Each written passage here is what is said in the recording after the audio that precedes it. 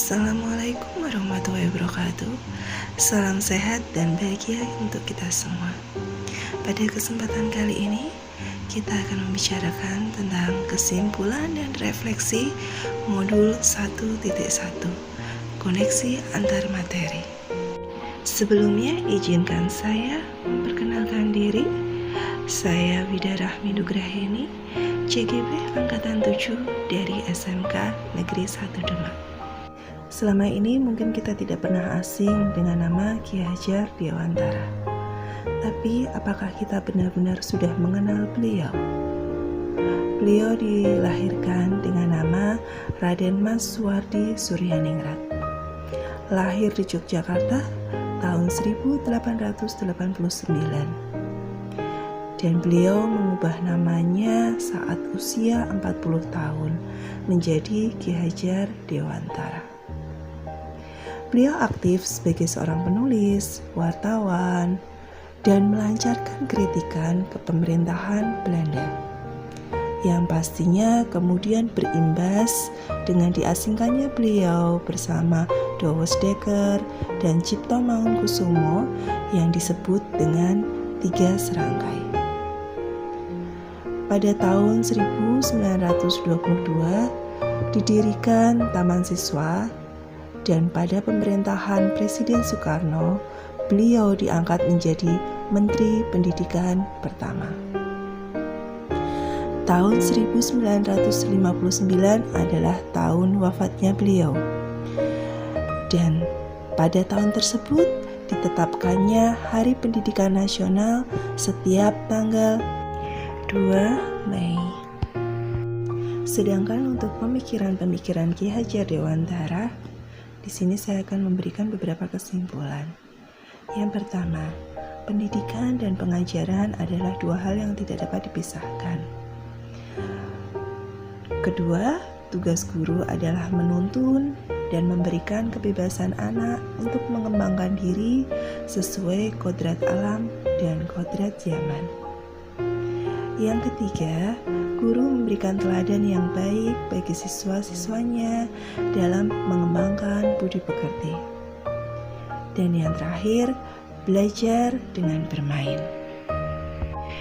Berikutnya, pada kegiatan refleksi kali ini, sebelum saya mempelajari modul 1.1, saya percaya bahwa pembelajaran harus dilakukan secara tatap muka.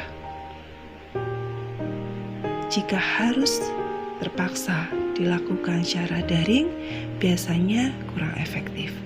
Kenapa? Karena dengan tatap muka ada perilaku, ada teladan yang bisa dicontoh oleh siswa. Yang kedua, anak memiliki potensi yang berbeda-beda. Tidak ada anak yang bodoh. Namun terkadang kita masih bingung dalam menuntun anak dengan perbedaan potensi yang dimiliki. Yang berikutnya, penegakan disiplin dengan sistem memaksa dan mengancam menurut saya akan lebih efektif. Namun, setelah saya mempelajari modul 1.1 ini selama 2 pekan, ada beberapa perubahan pemikiran dan perilaku saya. Yang pertama, menurut saya, anak memiliki hak untuk memilih dan mengembangkan potensi yang dimiliki dan pastinya harus didampingi oleh guru. Yang kedua, anak memiliki hak suara untuk menentukan terhadap situasi kelas yang diinginkan dengan tetap guru membersamai dan menuntun. Yang ketiga, dengan memasukkan konsep bermain, anak akan lebih tertarik dan cepat memahami tujuan dari pembelajaran. Dan yang pastinya yang terakhir, adab sebelum ilmu dan ilmu sebelum amal. Alangkah baiknya jika siswa itu sebelum dia mempelajari sebuah ilmu, dia memiliki sebuah adab. Dan sekiranya langkah yang dapat saya lakukan dan saya terapkan setelah memiliki perubahan pemikiran dan perilaku, yang pertama adalah saya melakukan literasi dan diskusi dengan teman sejawat untuk model pembelajaran berbasis student center.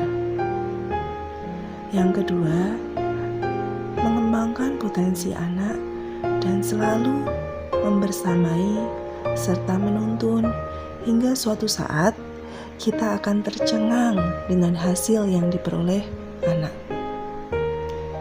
Yang ketiga, dengan meningkatkan kesabaran, karena dalam belajar pasti membutuhkan kesabaran, baik oleh guru maupun peserta didik, karena semuanya tidak ada yang instan.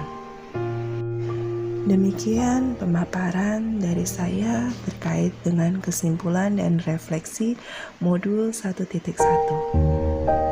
Salam sehat dan bahagia. Terima kasih.